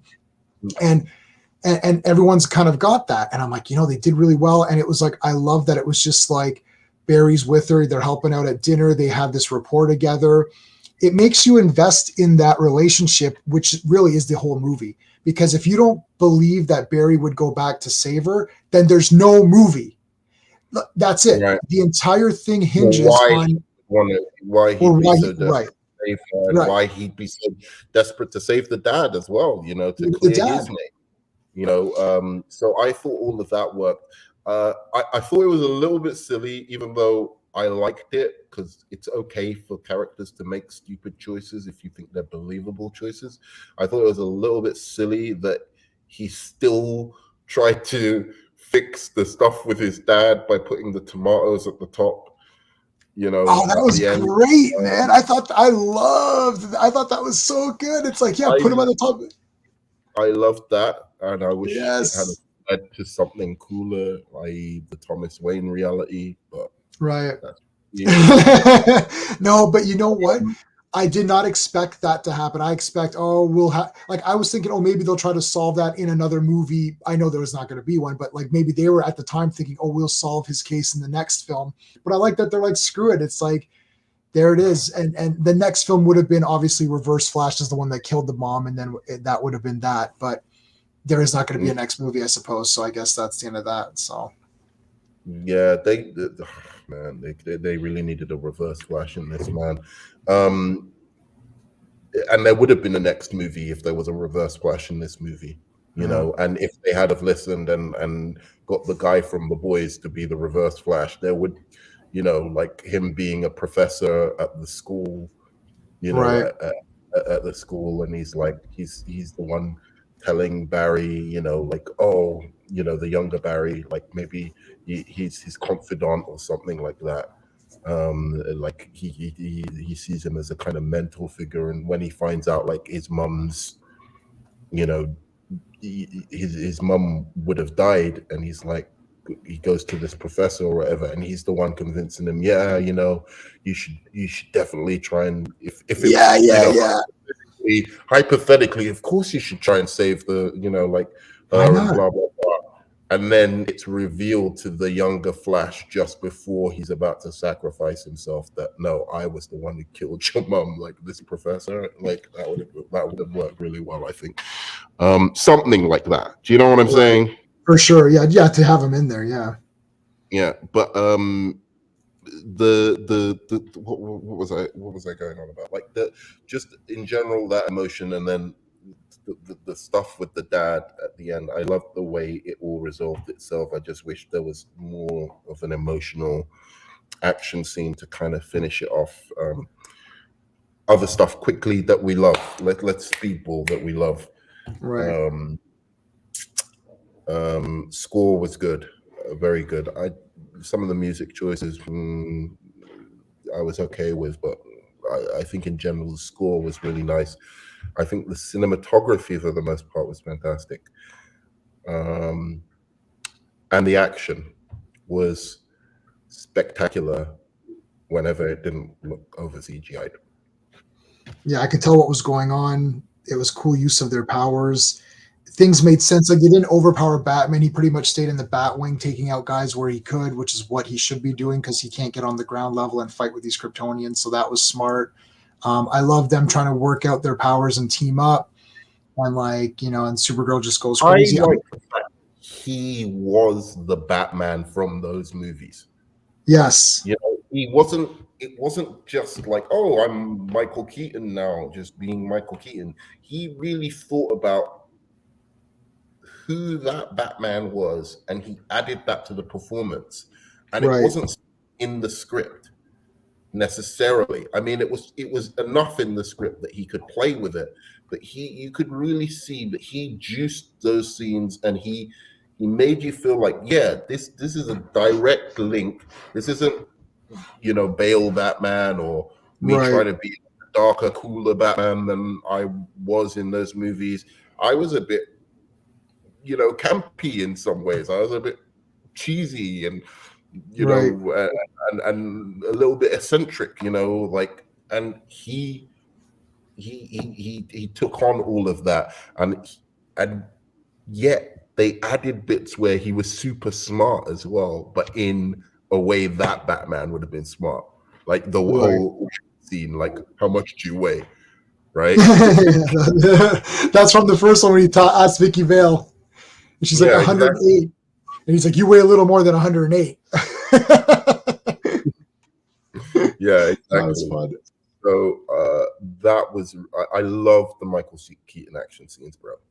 Yeah. I also like that Supergirl lost, because I know neither of us are fans of Man of Steel, but honestly, General Zod going toe-to-toe with Superman was this epic battle in Man of Steel. If Supergirl can just walk in and beat the crap out of everybody and win, that undermines that entire thing. And they didn't do that. It's like she just recently got her powers. She could fight because she's good, but she can't.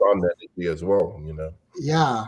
And plus remember, if all the Kryptonians have the same abilities, then size, strength, and skill still come into play. Like, Zod is a much bigger person. He's a man. He's muscular. He's a tactician. He's a battle-hardened guy. She's still, been stuck in this, underground prison for whatever years, right?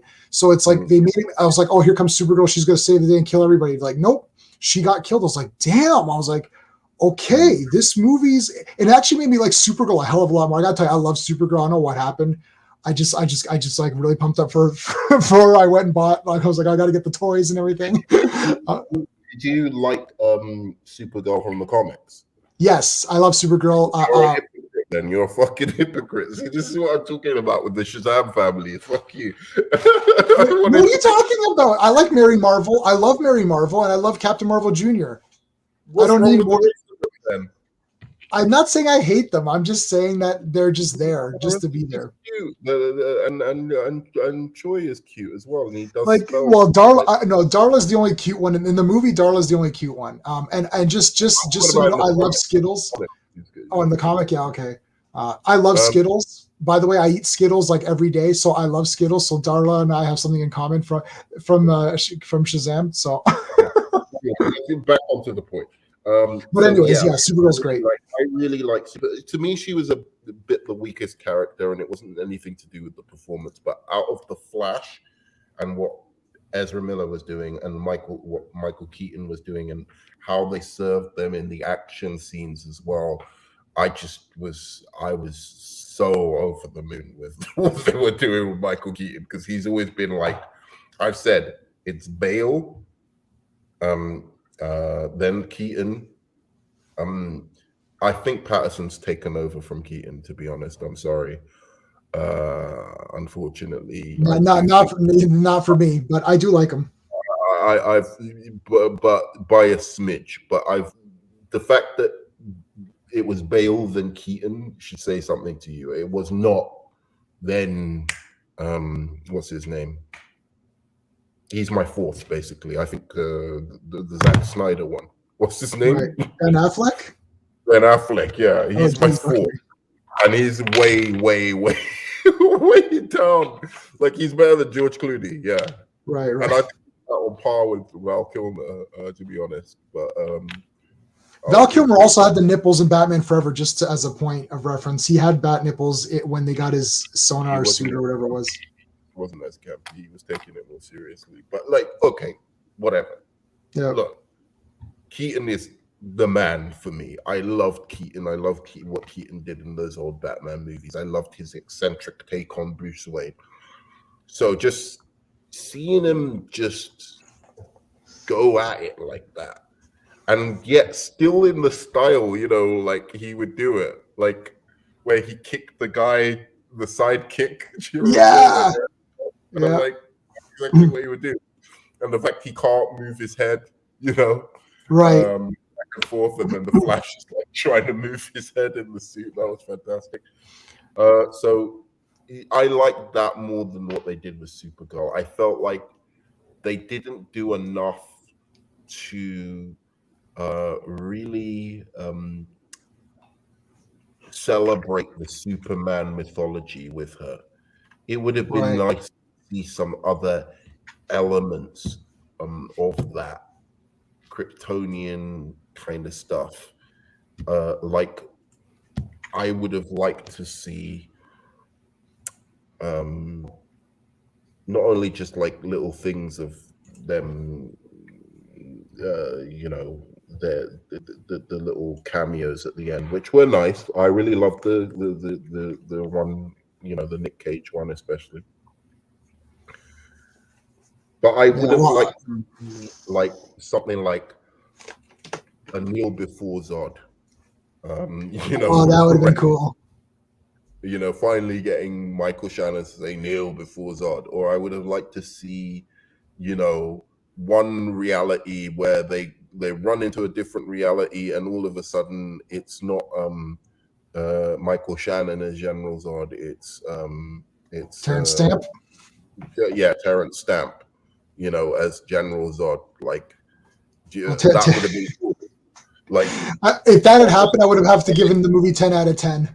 I'd be like, that's it, 10 out of 10, it's done. I would have had a brain strike. I'm glad it didn't happen, because my heart wouldn't have been able to take it, because I've been avoiding spoilers and everything, so I came to it completely fresh.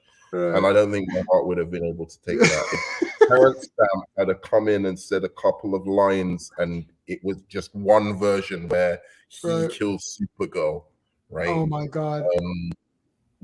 That would have been out of body experience for me. So, but that's the kind of thing where I'm saying, like, I don't feel like they did the service to Flash and Superman's history within the movies and TVs.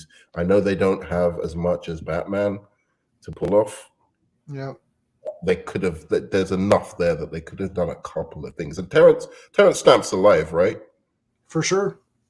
Yeah, so there's no excuse for that, man. Like, that could have been. In fact, to be honest, I think he should have been the Zod in this movie. Oh, I think that that would be unbelievable. That would have been the best. Yeah, there's a lot. See, the thing is, here's the thing.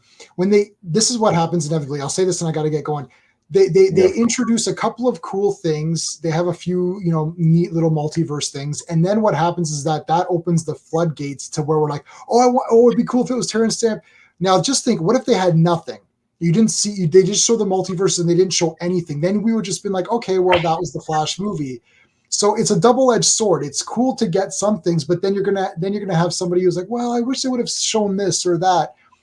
It's tough. It's a tough decision. I think they picked the right ones, like George Reeves, Christopher Reeve, Adam West. That's your beginnings of these films, live action. Adam West and George Reeves are the two that start this live action trend of actually being household names. Every kid watched Superman on TV.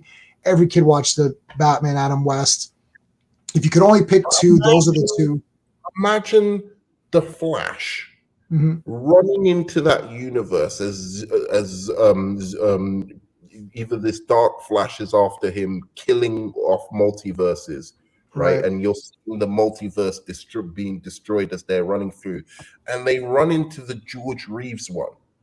I know that would have been awesome. Yeah. Just as he's about to jump out of a window or something like that. Right. And it's there. They are suddenly turned into black and white.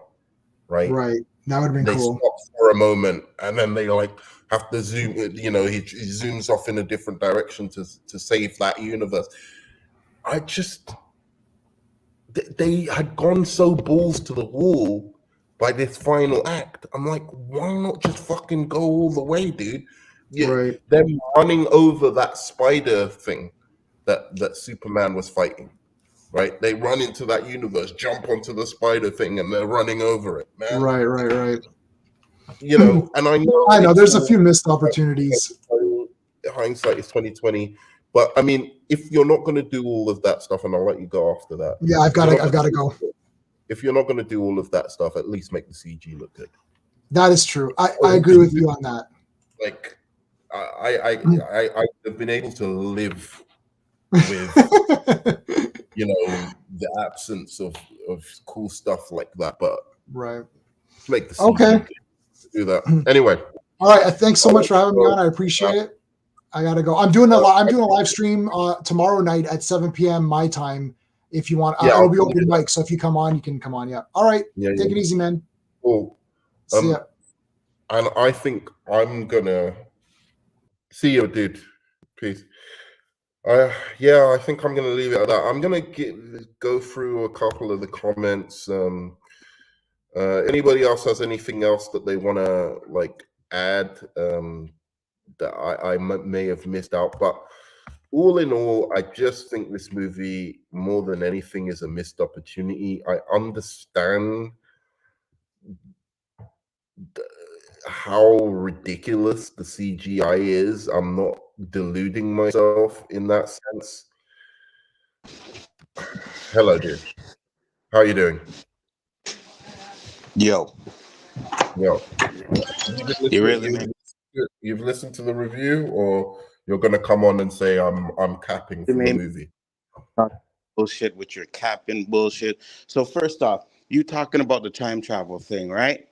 And you're talking about the ripple and whatever. Okay, so let's say that is true, right? And he changes the past and the future. Then he would change everything, including the fact that his mom went to the store to get the fucking. Not necessarily true. Which actually means that he would not have a point of reference to get back to where he needed to be. That's not actually true, what you just said. Why is that not true? It changes everything from the past and the future, right? How far back does it go? It's not. It just changes everything from the past to the future. It changes certain elements of the past and the future. It's not that it changes every single thing. Listen, when you go back in time, there has to be a point of reference to where he can go back and change it, right? So the fact that it changed things in the past, it just makes no sense. Again, it changes certain things in the past, not everything. So then the movie just chose which ones to change and which ones not to change then, right? Right. That's Okay. exactly correct. Of course, the movie So, chose which ones. so, So who do you think is gonna do it? Like so, who else so other than the writer is gonna say, "Oh, this will change in the reality," but this won't? Of course, it's the writer who chose. That's not an argument. That's just the nature of fiction.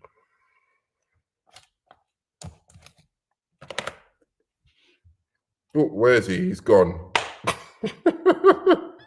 Delightful to have Onzo on. I hope he comes back in a minute.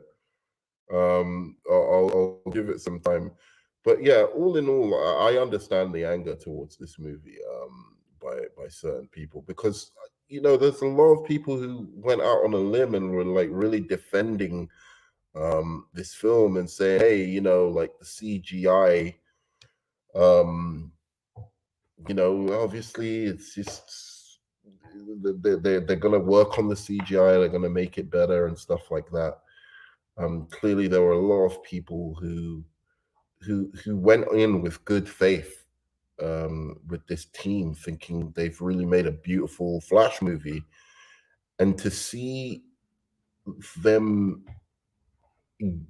just feed the haters like this. Am I the only one that enjoyed it? No, I enjoyed it, dude. I'm saying I enjoyed it, but I think that they let themselves down. With what they did with the movie.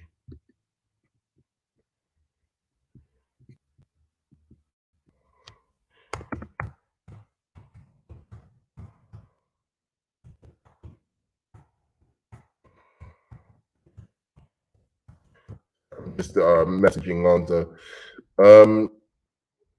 Here we go. Lonzo's back. Good.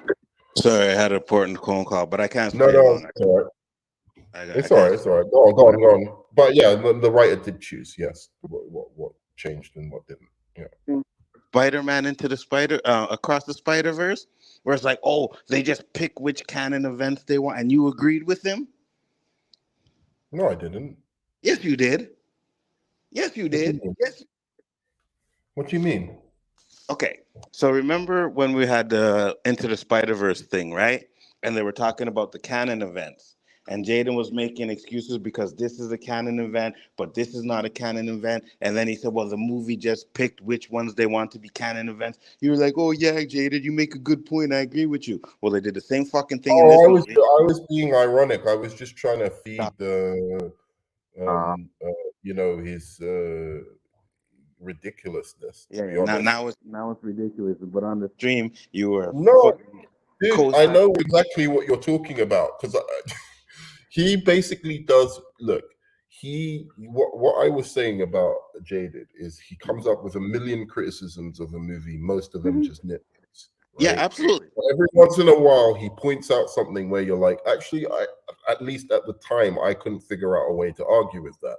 Where it was like, oh yeah, like But why is something? There was a point he was making about like canon events, and yeah, I yeah. did agree mildly, but I didn't think that impacted the movie, like the quality of the I'm, movie. I thought it was bullshit. Like, how's that really relevant? Obviously, they're gonna make certain things canon events, certain things not. right, but that's why I Ultimately, say yes, in a way, in terms of if you're looking at it as a scientist or something like that, or I don't yeah, know, however you want to look at it, yeah, maybe it doesn't make that much sense. But that's from a movie perspective, it makes sense. They're going to take the main things that happen to Spider-Man, in throughout the comics, and say they're canon events. Yeah. that same energy because they did the same thing in this one. You agreed with them in the Spider-Verse one, but now it's like, oh yeah, no, yeah, they do that. It's fine, right? I don't think they had canon events in this one, though. I don't think Yes, they were relying on. because They said because that there's certain things you can't. I suppose. I see what you're saying, actually. which is a canon event, right? Because he tells Barry like this is the point in time. No matter what you do, we can't change it. You're right, but I don't think it was saying it as a canon event like that. It's the same thing, same meaning, just different name, same meaning. There's No, events because that they I can't. think what he's saying is that the destruction of that world is inevitable. It's not like you can't like I don't know. You can't change it. It's a canon event. He told them that. He said, no No, matter but you what you do, can change it in the Spider-Man thing. You what? can change it, but if you Right. do change it, then it destroys reality. Whereas in this one, You you can't cannot change it. change, like no matter what. Like something will always happen. I think again they were playing with this idea of the grandfather paradox, where if you one of the solutions to the grandfather paradox is that if you go to try and kill your grandfather, Yeah. go back in time and try and kill your grandfather, something's always going to stop you rather than fuck up the nature of Yeah. reality. Yeah. You know, you're going to slip on a banana, or Yeah. you know, just as the shot's going off, or You you can know, your grandfather's going to duck just on time, or you know, something's going to happen to stop you. right, because To if you kill your father before you're born, then you never have a chance to go back and kill your father. right, So yeah, I right. know.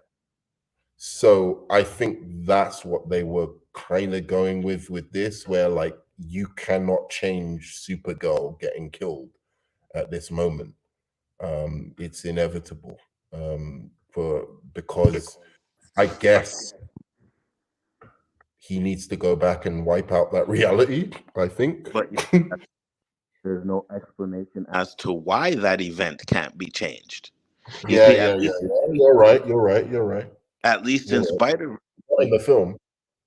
this is what happens. But in this movie, there's no explanation why that event can't be changed. But don't you think that makes it interesting, like rather than bad? I don't know. I think that makes it interesting, and like Like I said, it makes you kind of like you can think about like, oh, what's it trying to get at there? Like, those aren't the things that make the movie bad. The CGI, as bad as it is, that doesn't make the movie bad. It's just there's a stretch where it's just boring, like straight up boring, to where I was passing out, and I was like, okay, like getting tired of this. And two, again, like I said last night, the younger Barry drove me up a fucking wall. I I stand think him. that's a little bit subjective, though. I just didn't think he did, but The part where he's eating the spaghetti. He has all the spaghetti on his mountain. He's like, "This Batman." First off, ain't no, even if you're however young he is or whatever, ain't no one eat like that. You know what I mean? If you got spaghetti all over your mouth, you're gonna wipe that shit off. you do realize that he's just got the speed power, like, and Yeah, he has to he's eat. I know. It that's was what they're trying to goofy, get at. Visually, they're trying to show that rather than him having to tell you, "Oh man, this I have to eat this really quickly." Like, you know, goofy the way it was done. That's my point. It was goofy the way it was done. I didn't like it. And he's like, "You're Batman." I'm like, "Oh my god, okay, whatever." Like that's the stuff that I didn't like in the movie. I The CGI, as bad as it is, it doesn't bother me. It really doesn't bother me. I think the only time the CG was really bad, I didn't see the hand that Big Brow was talking about. But the only time I think the CGI was bad is when they tried to do the deep fakes. The way the he deep fakes start were really bad. Right. That's the worst part of the CGI.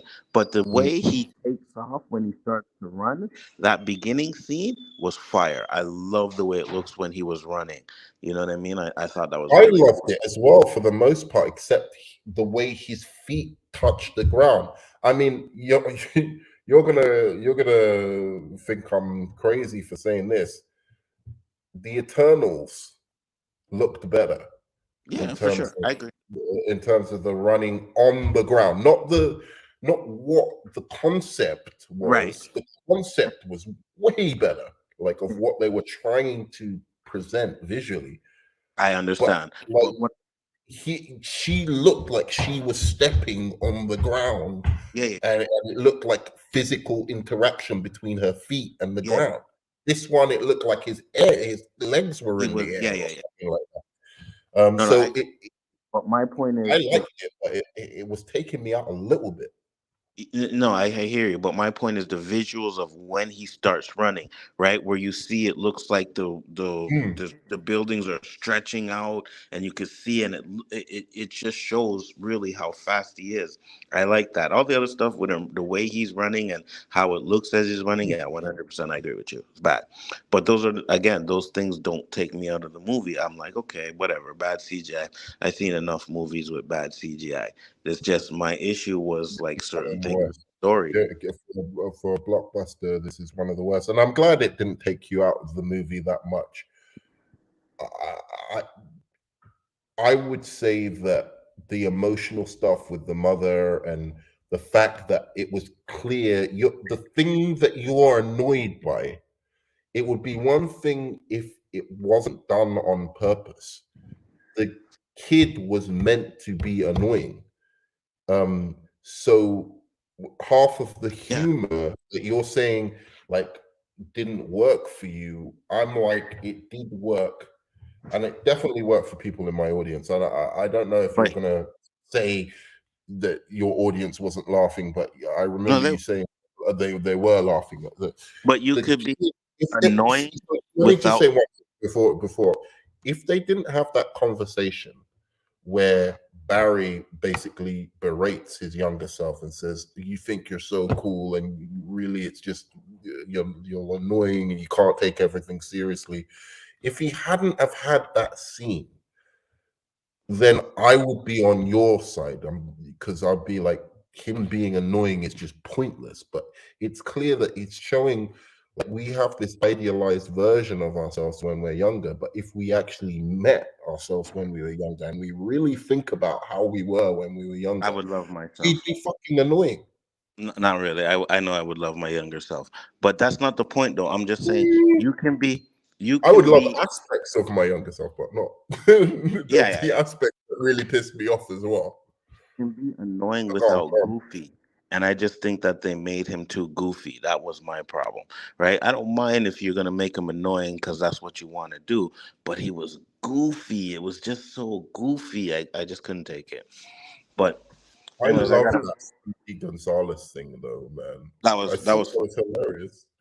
That was funny. I gotta What? bounce to Nerd Man, but I may do another one later on because Jedi Bill wants to talk about it, so I may do another stream tonight or tomorrow. Yeah, yeah. Thanks, Ramza, All for right. popping on. Yeah, no problem. And yeah, yeah, peace, dude.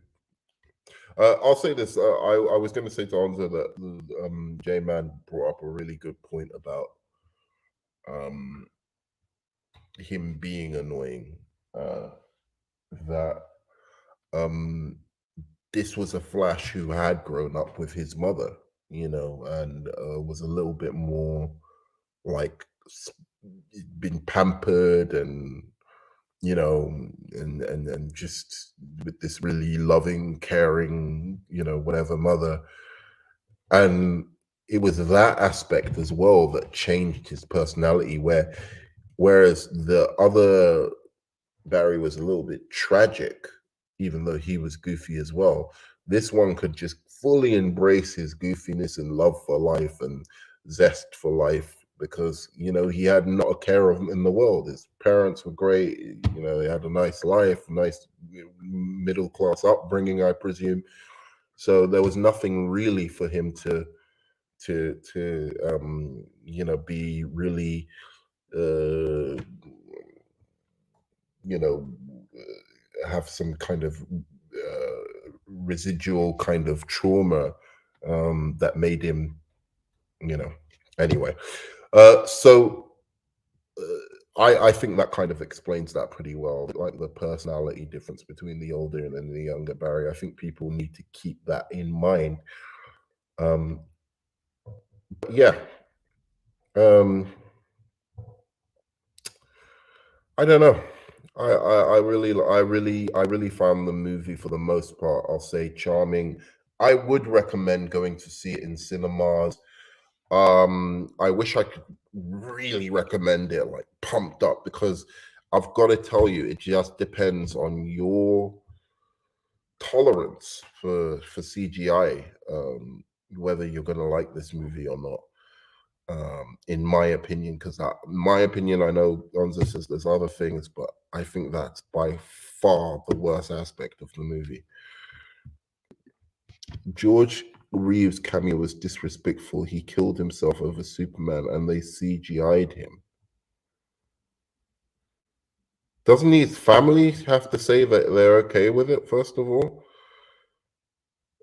And I don't know if he killed himself. Is there proof that he killed himself over Superman?